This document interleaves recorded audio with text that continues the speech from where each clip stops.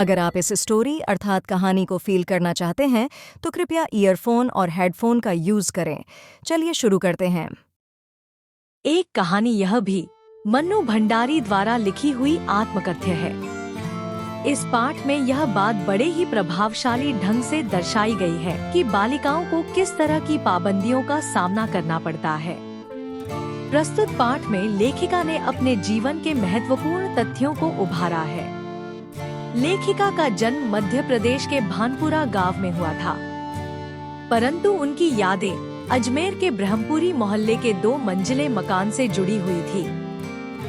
इन्हीं मकानों में किताबों और अखबारों के बीच उनके पिता कुछ लिखते रहते थे या डिक्टेशन देते रहते थे, और बाकी के नीचे की कमरे में उनकी माँ, भाई बहन, बाकी घर के और लोग रहते थे।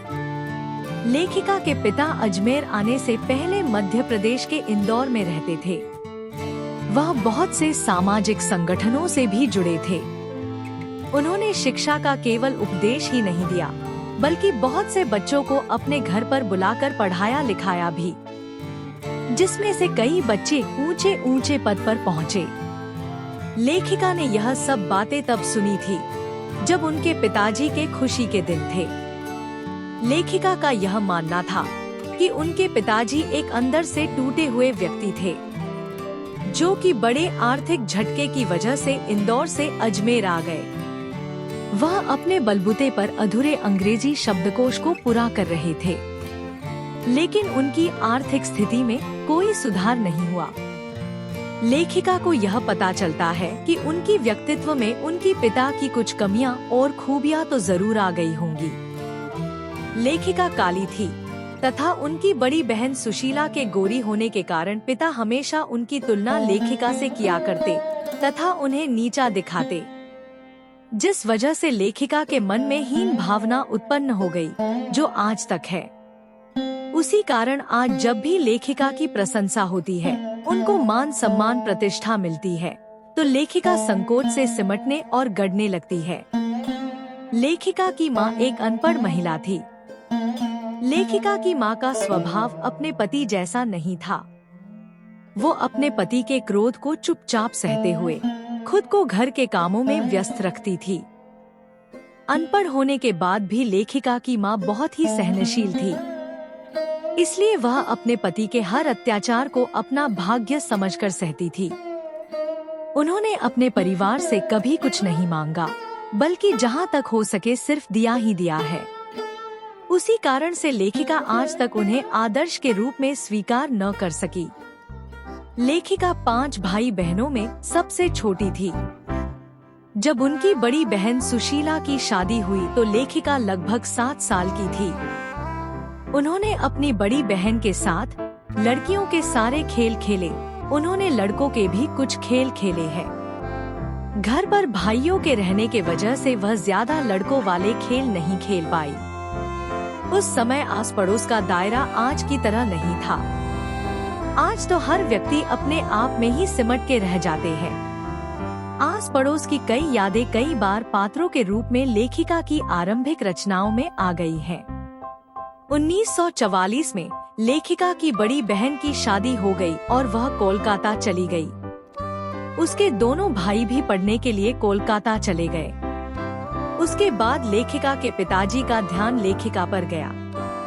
लेखिका के पिताजी ने उनसे घर के कामकाज में दूर रहने को कहा, क्योंकि वह मानते थे कि रसोई के काम का अर्थ अपनी प्रतिभा को भट्टी में झोंकना था।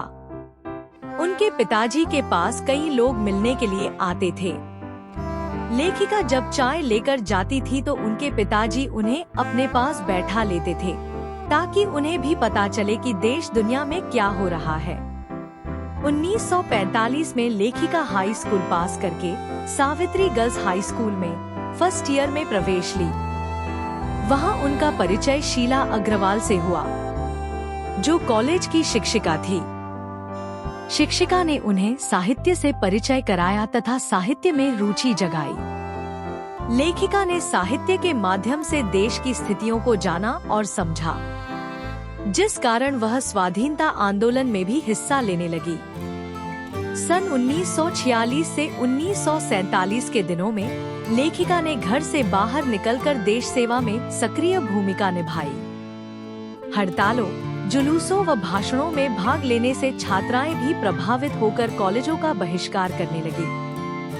प्रिंसिपल ने लेखिका को कॉलेज से निकाले जाने से पहले पिता को बुलाकर शिकायत की, तो वे क्रोधित होने के बजाय लेखिका के नेतृत्व शक्ति को देखकर गदगद हो गए।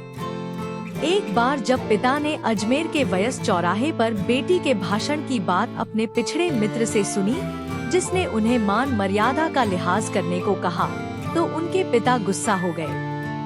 परंतु रात को जब यही बात उनके एक और अभिन्न मित्र ने लेखिका की बड़ाई करते हुए कहा, जिससे लेखिका के पिता ने गौरवान्वित महसूस किया। यह 1947 के मई महीने की बात है। कॉलेज ने लेखिका और 2-3 अन्य छात्राओं को थर्ड ईयर में प्रवेश नहीं दिया, क्योंकि वे आंदोलन कर रही थी। लेकिन लेखिका और उनके दोस्तों ने कॉलेज के बाहर इतना शोर मचाया कि आखिरकार उन्हें प्रवेश देना ही पड़ा। यह खुशी लेखिका को उतना खुश न कर पाई जितना आजादी की खुशी ने दी। उन्होंने इसे शताब्दी की सबसे बड़ी उपलब्धि बताया है।